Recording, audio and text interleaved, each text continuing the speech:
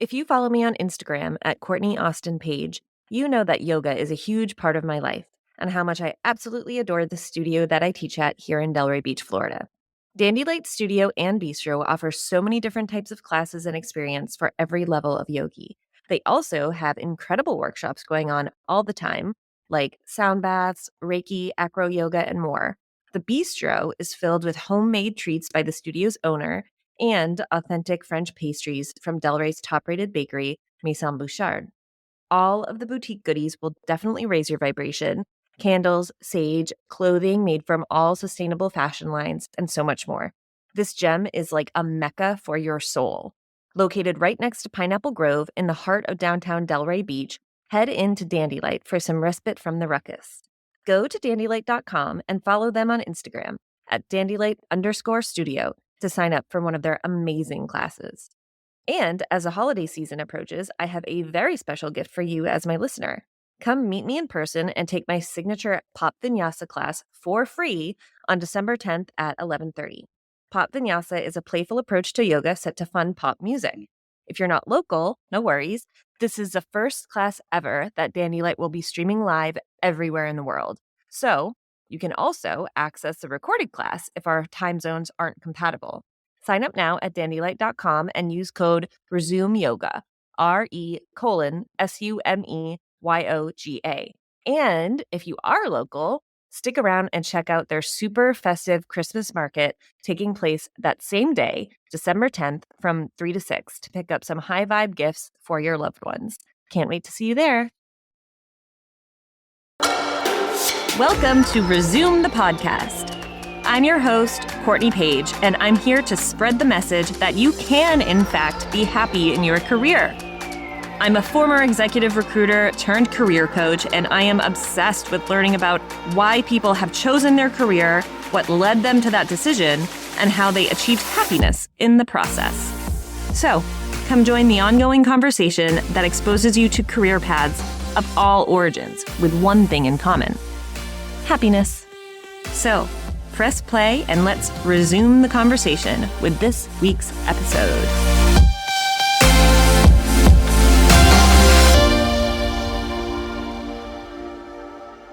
Our guest today is Kylie van Luyn, human services and workforce development consultant and business growth coach. Over the past 14 years, she has worked with many different companies as well as people from different backgrounds and diverse backgrounds. After seeing people rejected, overlooked, underrepresented, and disregarded just because they don't fit the criteria, she realized that we don't all have the same privilege in achieving our goals. In response, she launched Elevated Coaching and Consulting. Elevated Coaching and Consulting is a woman-owned and led boutique consulting, recruitment, and coaching firm founded out of her passion and purpose for supporting businesses and helping individuals thrive.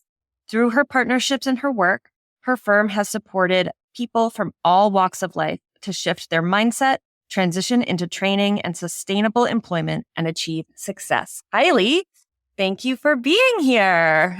Thank you so much. Lovely to meet you, Courtney. Yes. So we were just talking offline. Kylie is a U.S. transplant from Australia. I love that word, transplant. Yeah, I know, which is why she has such a lovely accent.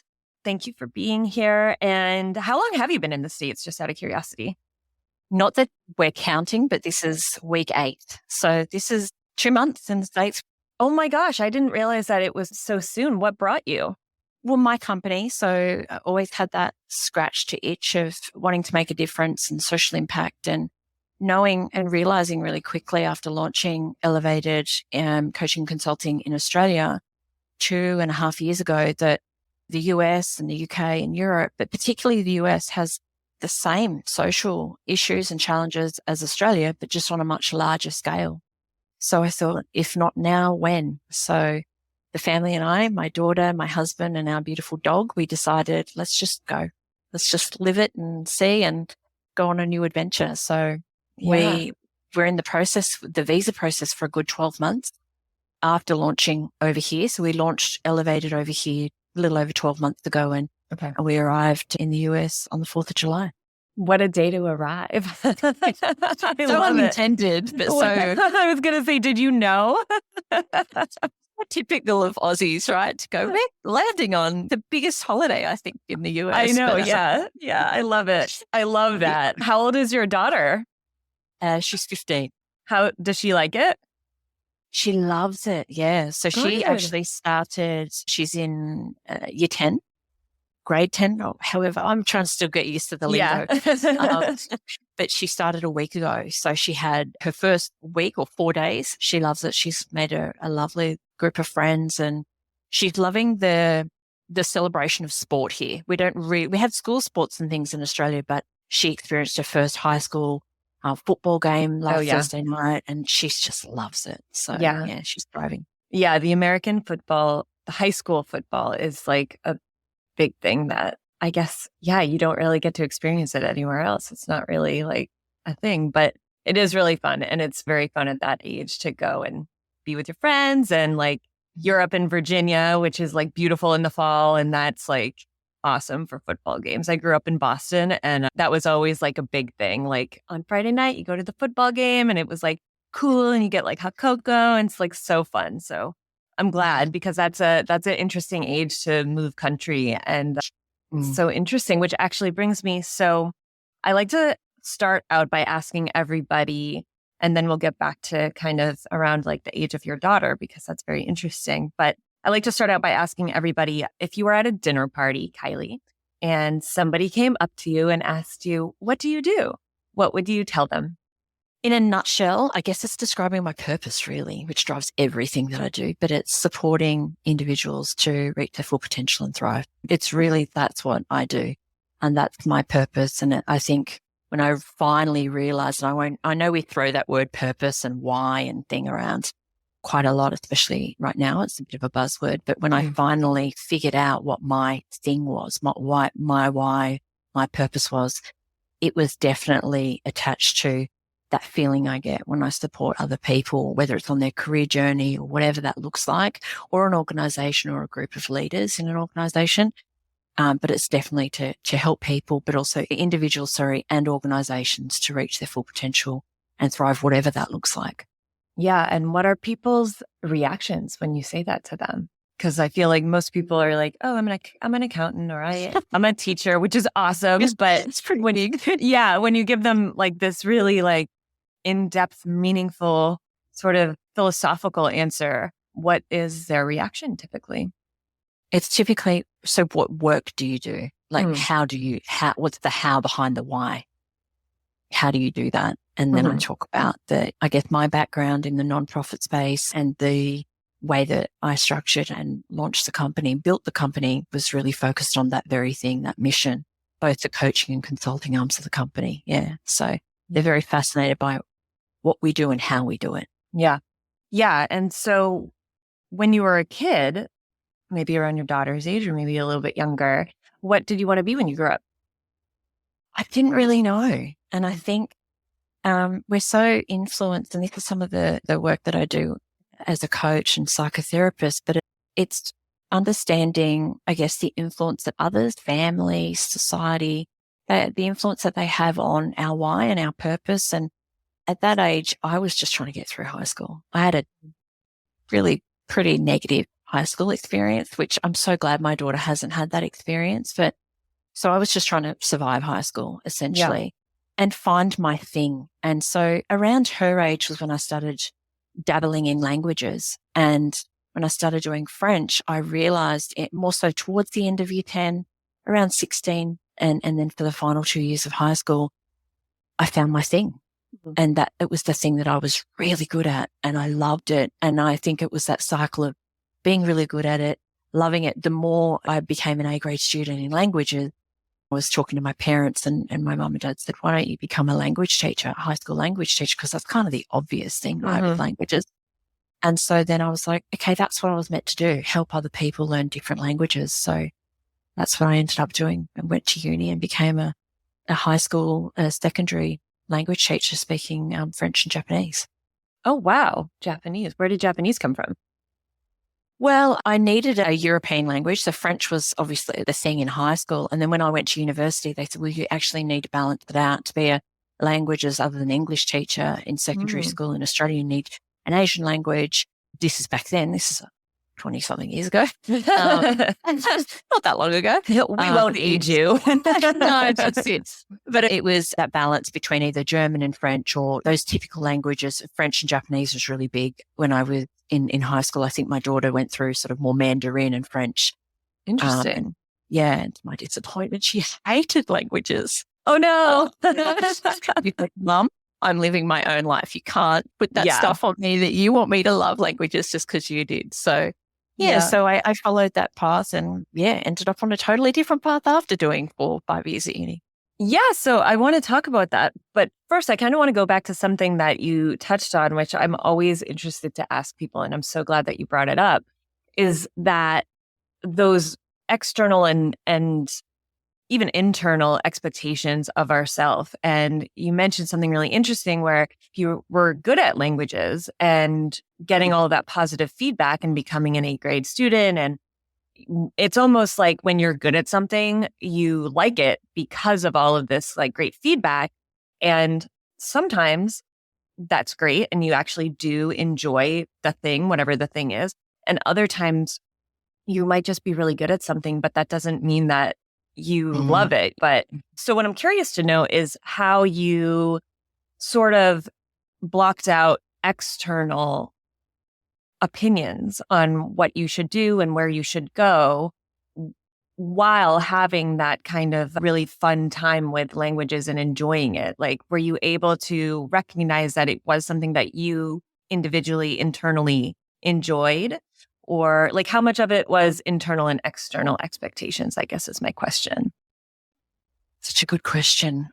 My mum, both my parents were really, my mum passed away while I was in university. So I'm sorry. that had a big, that had it in my final year. So that had a big impact on the realization of what is life? What do I really want to do?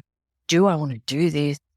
And all those other things. We did have quite a long conversation while she was very sick about me saying, I don't think I want to be a language teacher. And that was in my final year after I'd done my practical. I realized that although I had this love of languages, it was really not languages. It was French and French culture and what you're saying. I loved being good at something. I wasn't particularly an academic student until then. So that was the thing that then motivated me to study harder and do better and become more academic and really put in that effort for the final 2 years of high school, because then I had that goal of going to university to become a teacher. So I think to answer your question and having my mum's illness in the background, I wanted to do really well at university and become a teacher, probably more for her than myself.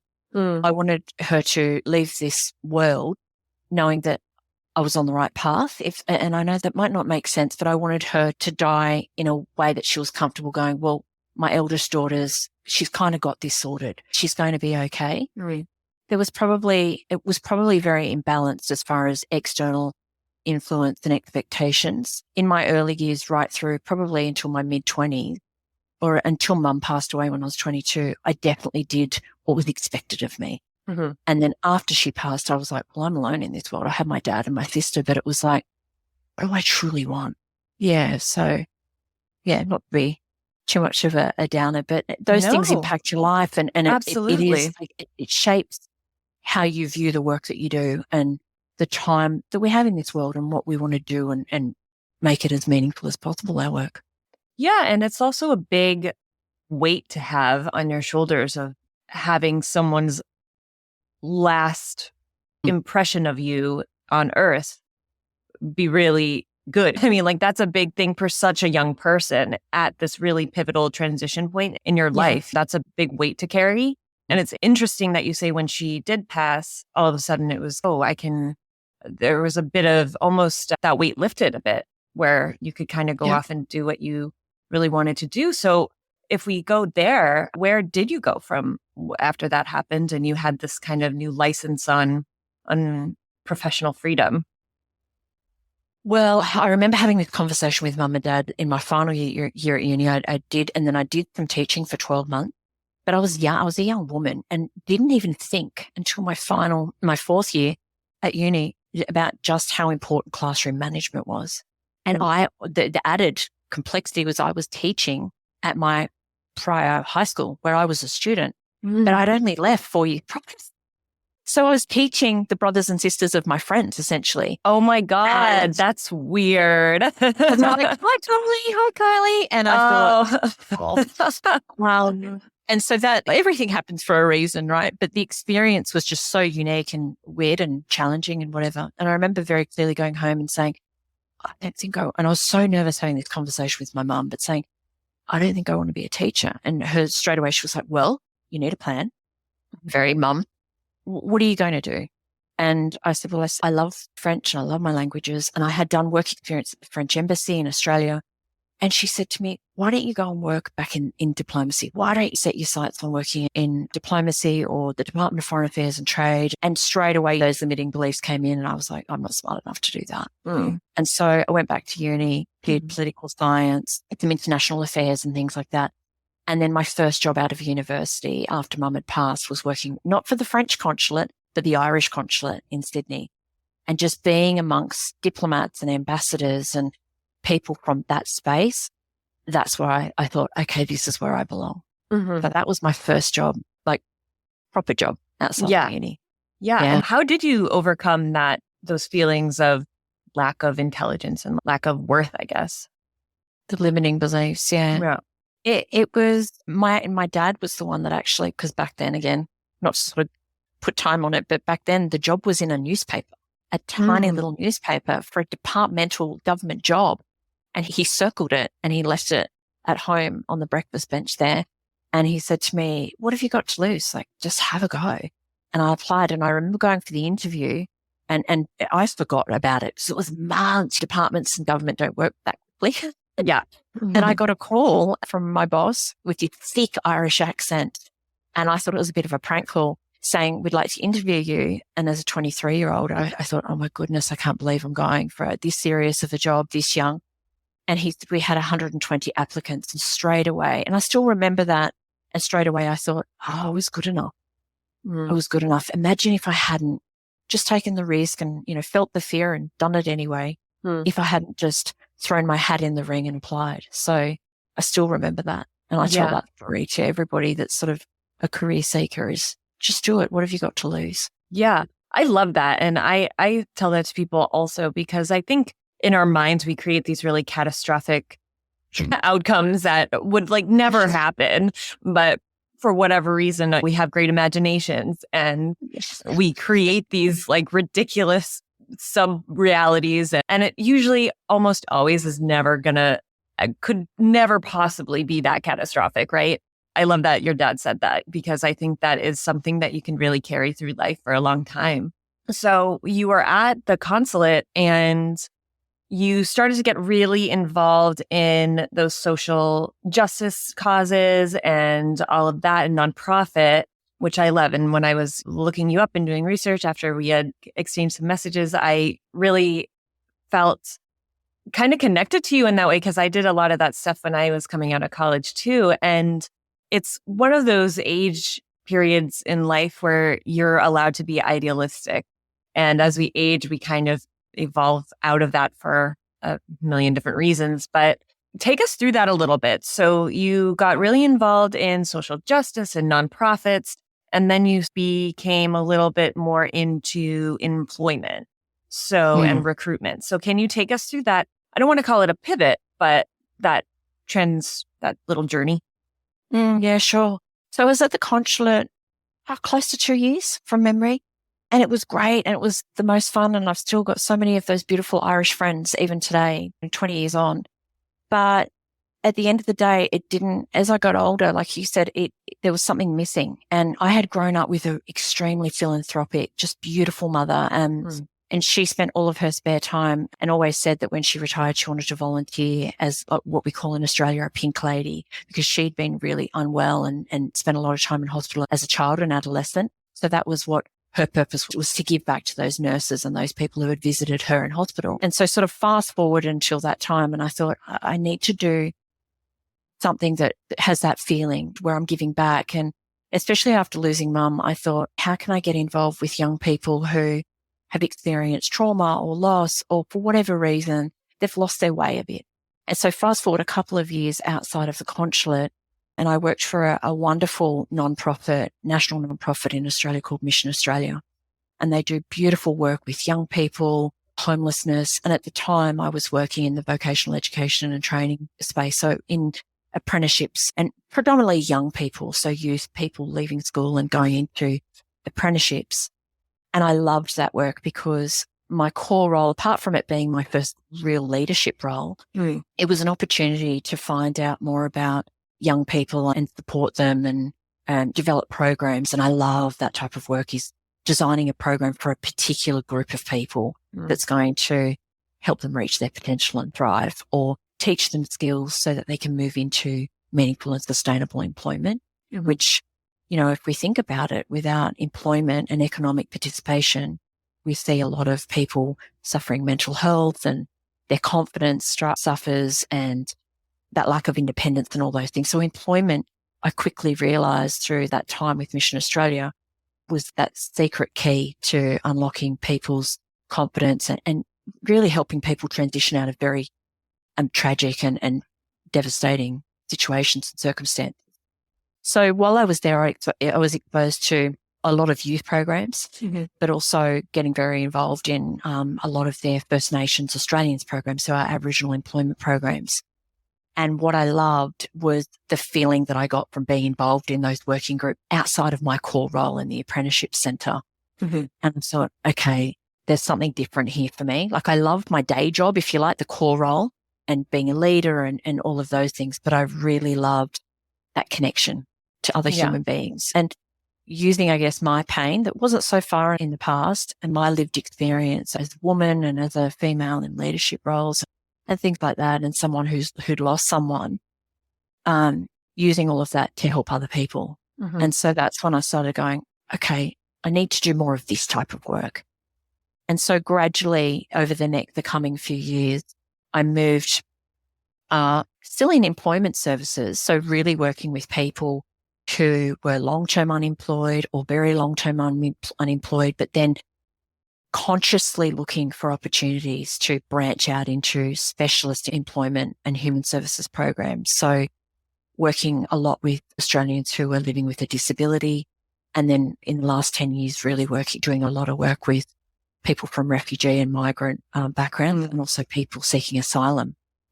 So there's a lot there.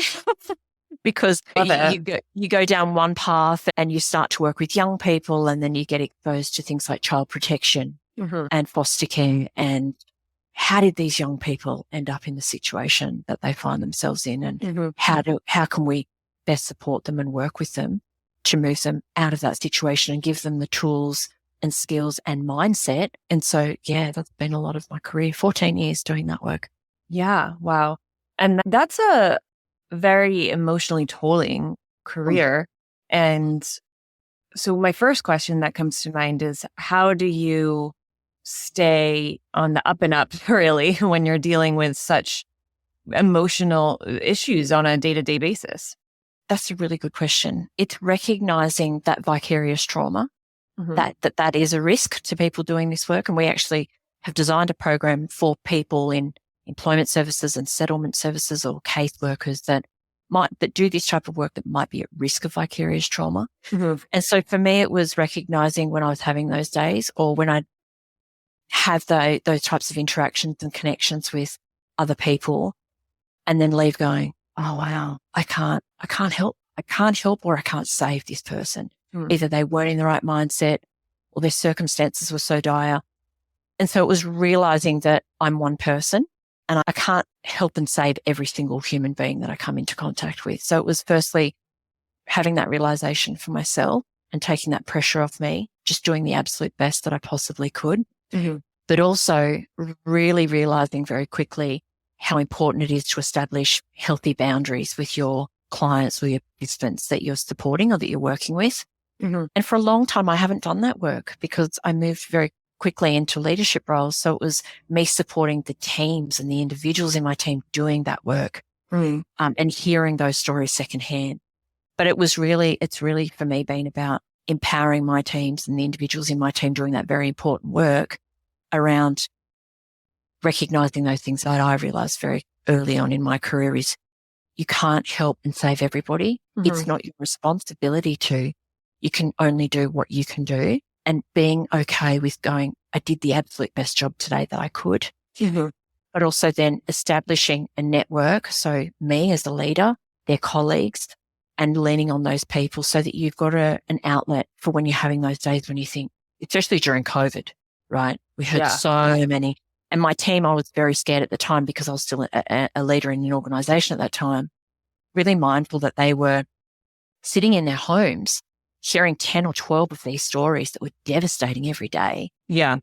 People thinking about suicide and things, and making sure that team their mental health and wellbeing was protected, and that they had a support network, including myself, around them to make sure that they weren't just sitting with those stories in their own homes, and then somehow that was going out into their family and how they engage and connect with their families. So it was really making sure that you've got a support network, you've got people that you can vent to, talk to, have a cry to if you need to. I've had loads of tears in my career, but recognizing that it's really important to establish healthy boundaries with your clients too. Yeah.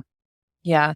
So well said. You also mentioned earlier psychotherapy. So can you tell us a little bit how you got into that and when that happens? Because it's like you've had like 9 careers already, which I love.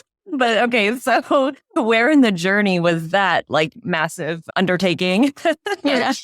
It's so funny you say. I'm laughing because it's so true, but I'm laughing also because one of my very first mentors, when working together and he wasn't my leader anymore, I moved from job to job quite a lot. I did a lot of contract roles, lots of sort of 6 months, 12 months here, because I was just hungry to learn more. And I had in my own head what my career was going to look like. Sort of, if you picture a pie chart, all the bits that I knew I needed as far as expertise, knowledge, skills to be able to do probably what was waiting for me, which is now.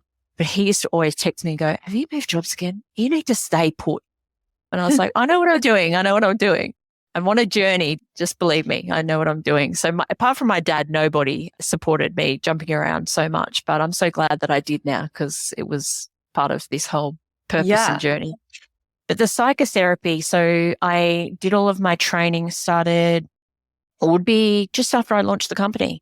Okay. So about 18 months ago, I did loads of very intensive training so that I could become an accredited psychotherapist, an emotional intelligence coach. But mainly the reason for that was I've always been fascinated about human behavior, probably because of my work in employment services and leadership. And I know they're very different, but just how the human mind works, what motivates people, how some people that are experienced unemployment, you can work with one person and they are very motivated and can go up and find themselves a job very quickly and move on and thrive, and how others in the same or similar situation struggle to do that. And so that was always my curiosity. But I've also been really fascinated always with neuroscience and behavioral science and all of those things, and also then how that applies itself to organizations and leaders, and how some leaders lead so effectively and they have this beautiful following of all the people who love them as a leader, and then how some just don't get traction ever with their staff. And so for me, I thought, well, I want to do a lot more of that coaching work, but I want to be super effective. And apart from the mindset coaching, which is when I got my NLP Master Practitioner certification, I wanted to make sure if ever I came, which I knew I would, ever I came into contact with a coaching client that disclosed something to me that was trauma or required time-based therapy or any of those types of techniques and things, that I could do that and that I could service and support people holistically, regardless of what their barriers were. So that was sort of the trigger for me, because I was having a lot of coaching calls and they were career coaching and leadership development or leadership coaching calls, but then there'd be disclosures about where limiting beliefs for them had come from. And it was usually 95% of the time was related to childhood experience or childhood trauma. And I thought, okay, I'll make sure I'm really equipped to support these people to address these so that they can live their best life and thrive. Yeah. And I think that really goes back to this very core belief that I have in that careers in life are so intertwined. And for a long time, I think people really separated them. And then the whole work-life balance thing sort of caught wind, and it's still catching wind, and it's still not there yet, but there's just no way to work on one without the other. Like, they're just so symbiotic. So I love that. And I want to talk to you about NLP, because that is something that I think is gaining a little bit more popularity, or at least visibility. And I thought, oh, Kylie is such a great person to ask all this, ask all these questions to. So would you mind, for someone, like, if there's a listener who has never heard of NLP, can you explain what that is? Yeah. So the NLP acronym stands for neuro-linguistic programming. And essentially the neuro is our brain and how our brains function, and our neural pathways that have been formed over the years, which is, I guess, where our habits and our conscious mind comes in, also our subconscious mind. The linguistic is the language and the words we use. That's pretty obvious. But the programming part is what's important in NLP. So it's the realization and the practice and the techniques that we learn in NLP. And you and I have talked about limiting beliefs just this morning, but it's really looking at how we've been programmed over our lives. And I know it sounds like we're robots, but it does a bit. Yeah. But I'm glad you said that, because I was like, am I the only person who's like, yeah. So when I say programming, it's really the neural pathways in our brain. So it's like I liken it to if you ride down the same bike track every morning, you go for a bike ride and you're riding down the same dirt track, it gets that indent constantly because you're constantly riding down the same path, right? And so it's similar with our brains and our neural pathways. So the more we have habits, the more we tell ourselves things. So the more we hear others telling us things. So if you look back to, again, childhood, and so many adults that I work with say, this is how I was raised.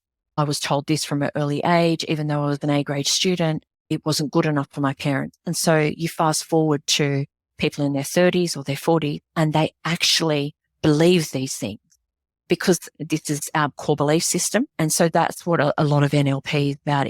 It's looking at what we believe to be true and challenging our belief system. So when we talk about limiting beliefs, really looking at them and saying, is this reality, and do we have evidence to support our beliefs, or is this just what learned behaviors and how we've essentially been programmed because of our environment growing up, maybe the workplaces we've worked in, maybe the relationships, the personal relationships we've had, but also then the linguistic side is, what is the language we're using externally when we think about challenges and opportunities, but also the language we use when we're talking to ourselves. So a lot of it is reframing the language that we use, even down to things like I will or I'll get to it.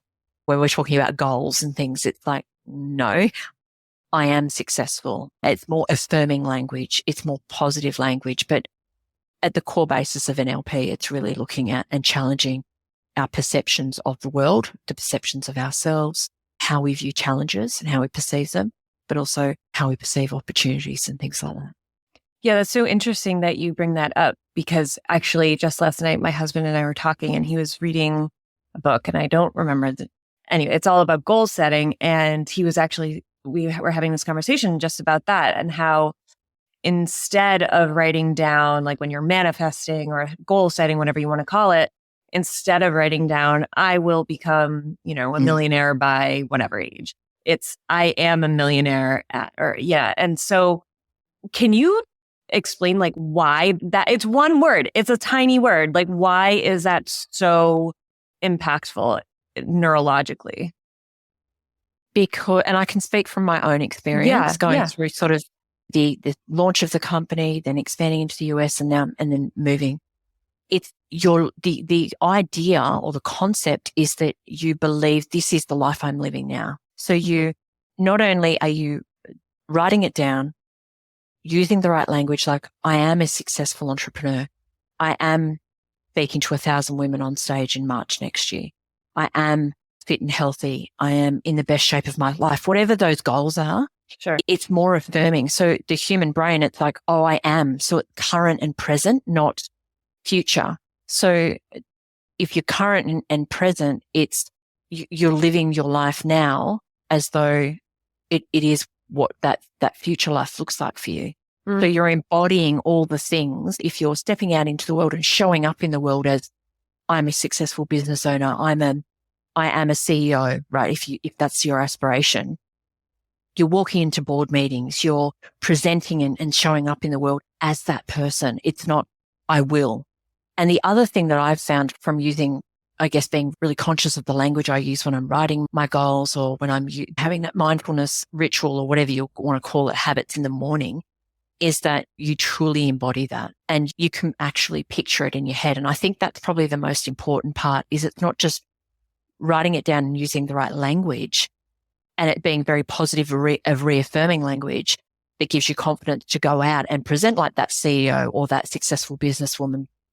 It's also then much easier for you to picture it in your head. So when you close your eyes, you can actually visualize it. And the visualization part, when people talk about manifesting or reaching their goals, it's you can actually picture yourself living that life, doing those things, purchasing that home, going into an interview for a CEO role and being successful and stepping into that life that you can picture for yourself. Because the more we talk about it in the way that it's happening rather than it will happen, that's the thing that keeps the momentum going and keeps us motivated, because a lot of those goals are so big.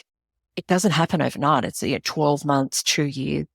And when you can picture it and visualize it, that's what keeps you going. Yeah. And that's what happened with me.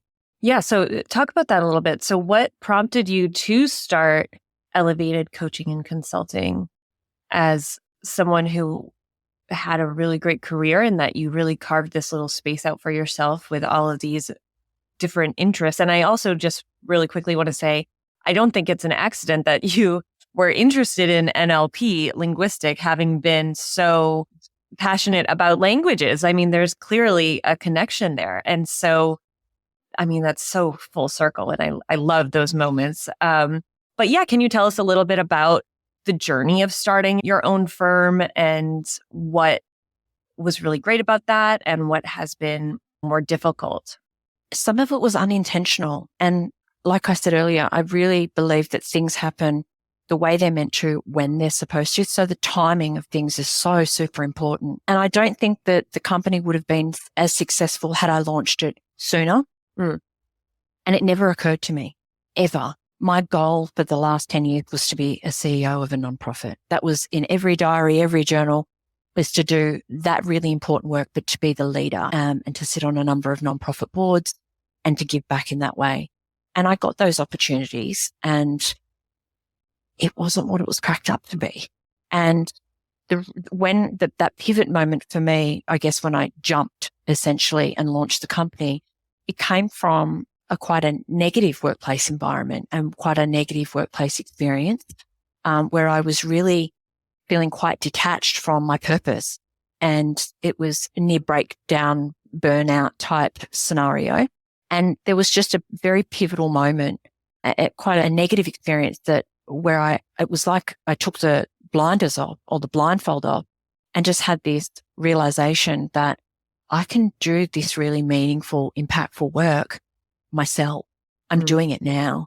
And because of some of those experience in workplaces around sort of very poor leadership, really toxic workplace environments, and seeing the result and the impact on human beings, so staff, it made me realize that with my human resources background and all the other sort of experience and skills and qualifications that I'd gathered in my little toolbox over the years, that I could go out and make a difference.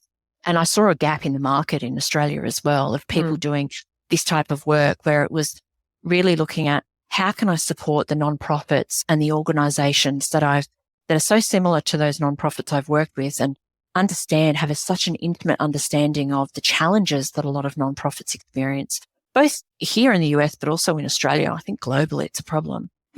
how can I add value to them and the work that they do, which essentially trickles down to those participants and clients that they support.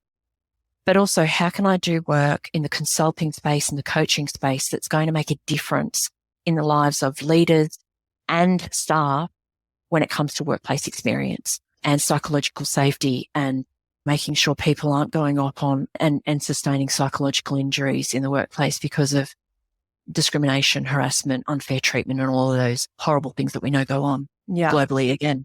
That's where I started to formulate what the company looked like, what were going to be the services, what fell into that coaching stream, what fell into the consulting stream, which has totally evolved now after 2.5 years. But that's where it came from. And I truly believe that really good things can come from not so great experiences.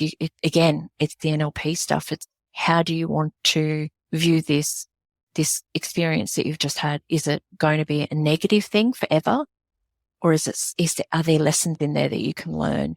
And are there positives that you can take away? Or is there something that you can create from the negative that will be a positive for other people? Yeah, I love that. I love that. That's so beautifully said. And you touched on something that I wrote down that I wanted to ask you.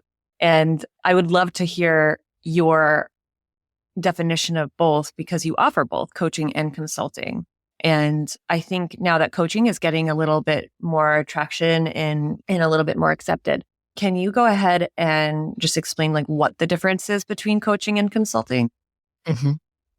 Yeah, it's really funny because we do have a little overlap. A lot of our consulting clients then come to us for coaching, whether it's coaching their leaders, whether it's coaching their staff, whether it's coaching some of their participants that are seeking employment.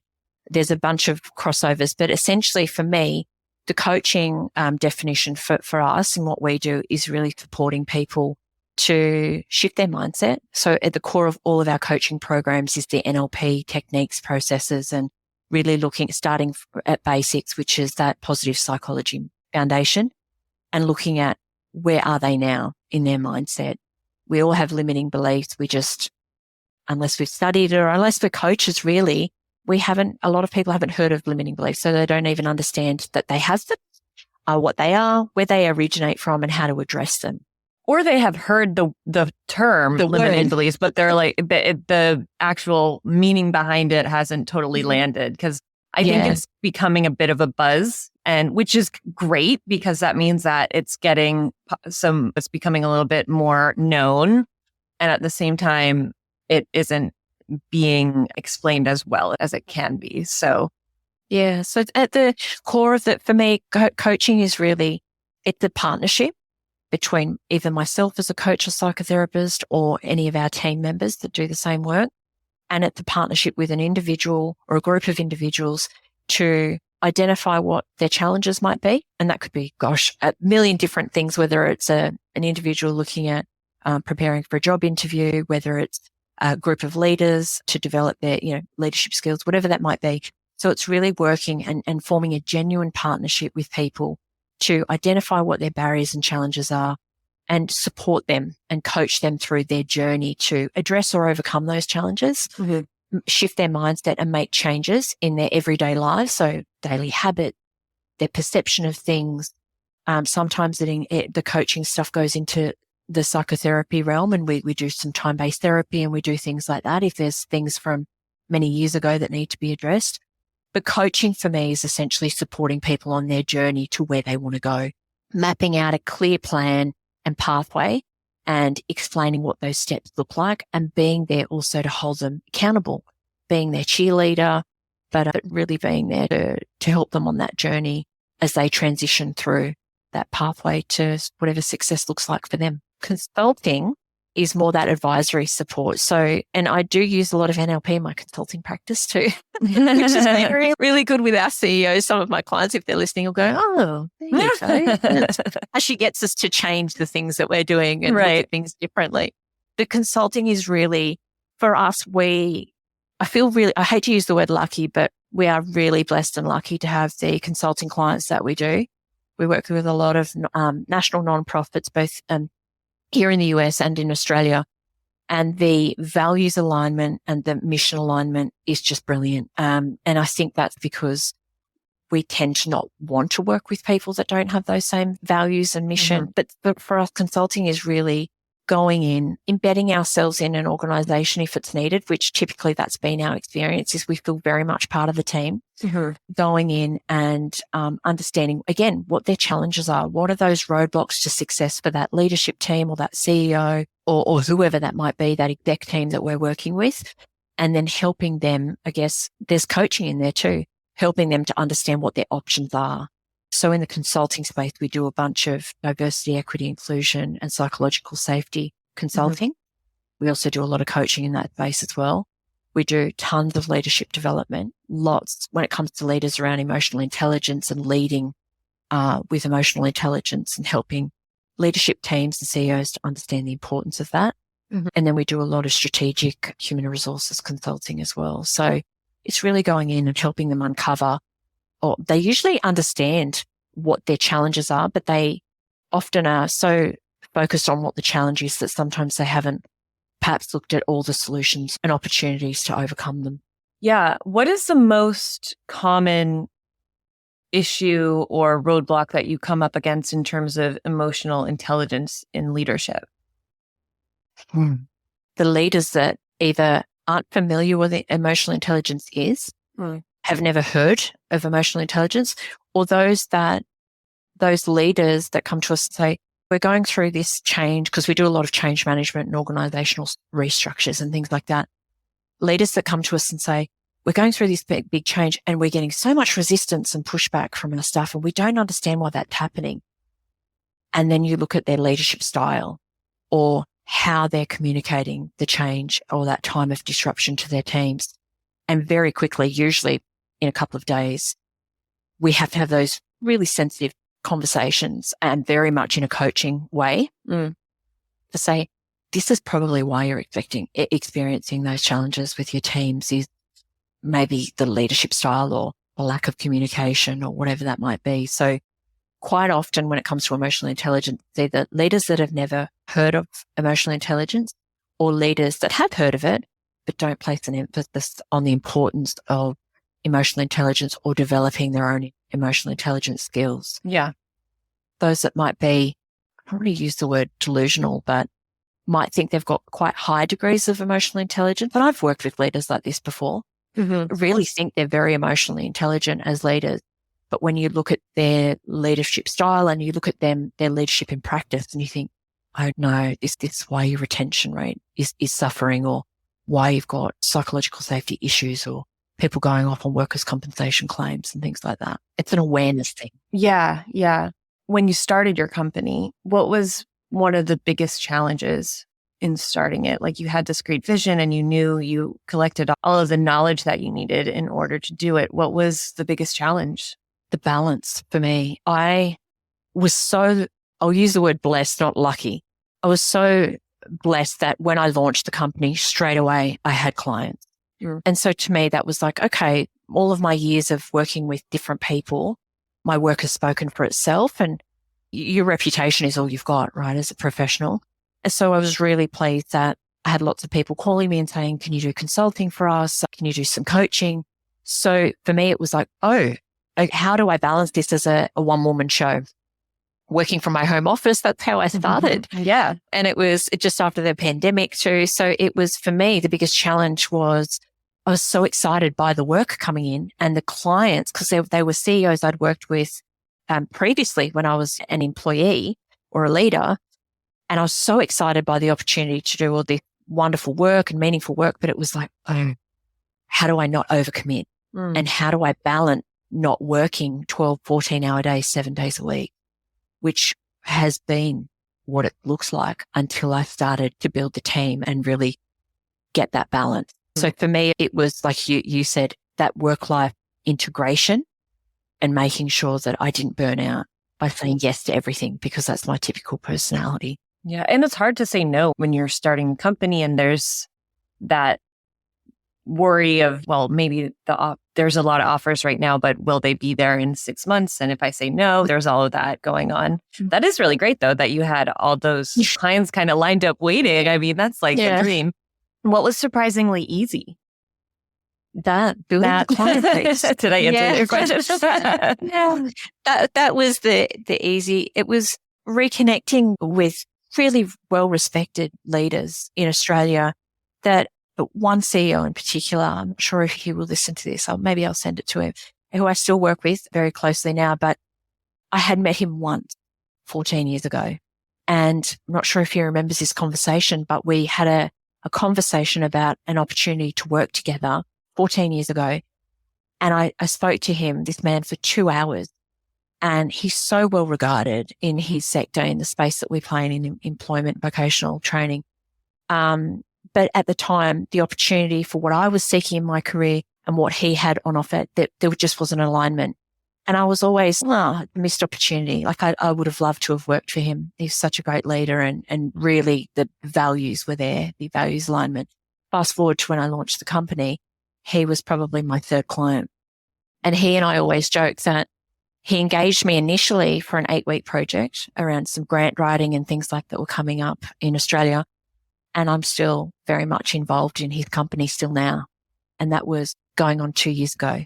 And we always joke that you were only meant to be here, Kylie, for 8 weeks and you're still around. Funny. So for me, that was the easy thing, was just reconnecting with those awesome people, leaders that I had so much respect for and was able to do work with. Yeah. But it's funny, just as you were moving to this question, I thought the other challenge for me was learning to say no and identifying what opportunities didn't fit and being brave enough to say no. And it took me a good year into the company to actually say no to an opportunity. And it was on paper, people would think I was mad for saying no. But I engaged in a project.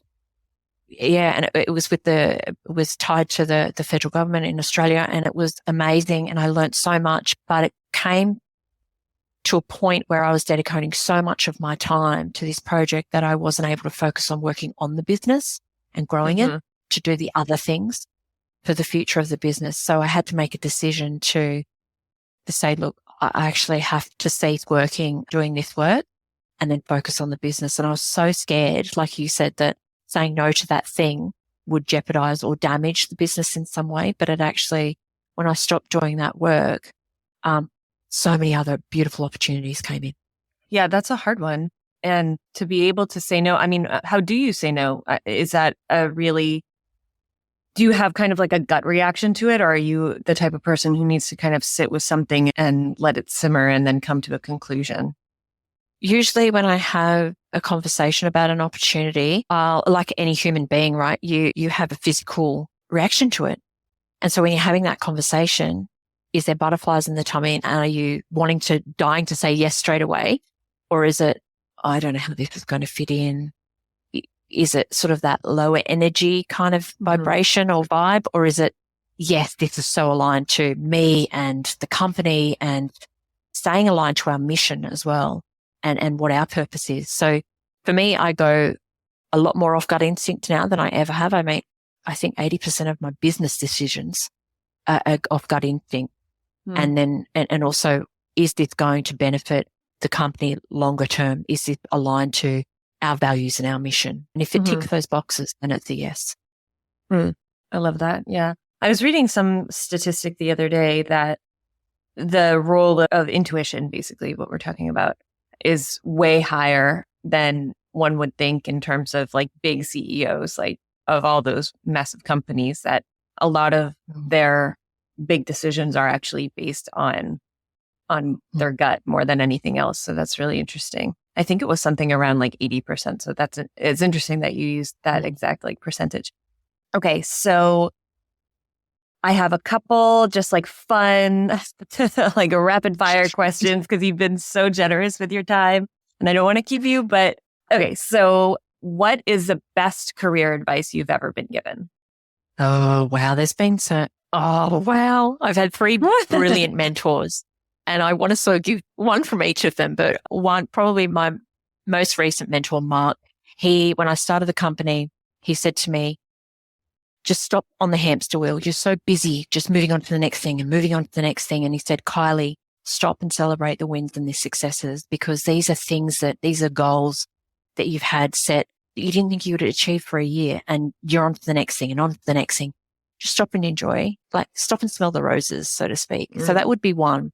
And the other one would be do more of what sets your soul on fire. My very first mentor in my first leadership role, he had tons of great advice. That was one of them. But he also said, he'll kill me if I get this wrong. I probably will.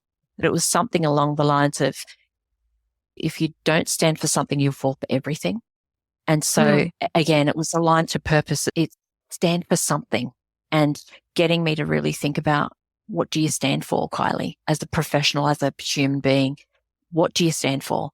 And that sort of guided me a lot the last 2.5 years, is when you get lost and you're doing things just to pay the bills or whatever, it's like, no, hold on a minute. Like, what do I stand for? It's more and more important as a mum now, with my daughter looking at me and going, I know what my mum stands for, because that's influencing her pathway and journey too. So they'd be a couple of the piece of advice. Yeah. Yeah, that last one actually reminded me of a lyric in Hamilton, which I don't know if Hamilton was was that big in Australia? Okay, yeah, it was like, I'm pretty sure it was worldwide. Yeah. We played that on repeat. But there is a line in one of the songs that, if you stand for nothing, what will you fall for? And yes, that's like right in line. I love that. And okay, last question. What is your go-to pump-up song? If you have to get in a good mood, or if you just need some motivation or workout or whatever it is, I just need, this is just a selfish question because I'm just looking to grow my musical knowledge, but what's your pump-up song right now? Anything by Pink. I love it. Yeah. And when I think about I don't know if you've heard, I think it might be not her most recent album, but she had a couple of live songs. God, I'm useless on it. I can't even remember the name of the song, but it comes from All I Know So Far, I think. I love that song, but there's a live part in there where she talks about her purpose and why she does the songwriting and performing, and what touches her deeply as a human being. And so much of what she says in that sort of interlude resonates with me, about connecting to human beings and connecting to people who've always struggled. And I love anything by Pink, gets me really going. So Trouble's probably a really good one. I love doing my sprint Oh my gosh. Trouble.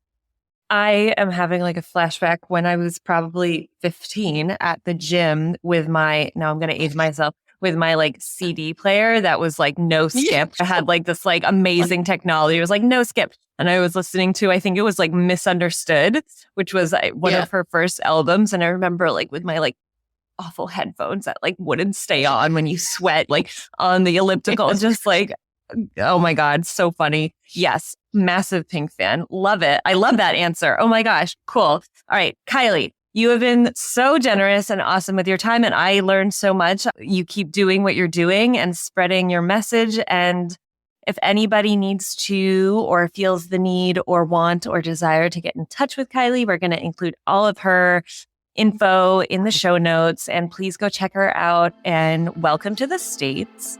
And I am so grateful that you came on. Thank you so much. Thank you so much. Thank you so much for tuning in to this week's episode. I'm so grateful for your precious time and energy. And if anything resonated with you, please feel free to share with a friend and subscribe. If you're interested in career coaching, I would love to hear from you. Email me at Courtney@resume-careers.com and follow me on Instagram at Courtney Austin Page. Thank you so much, and see you next week.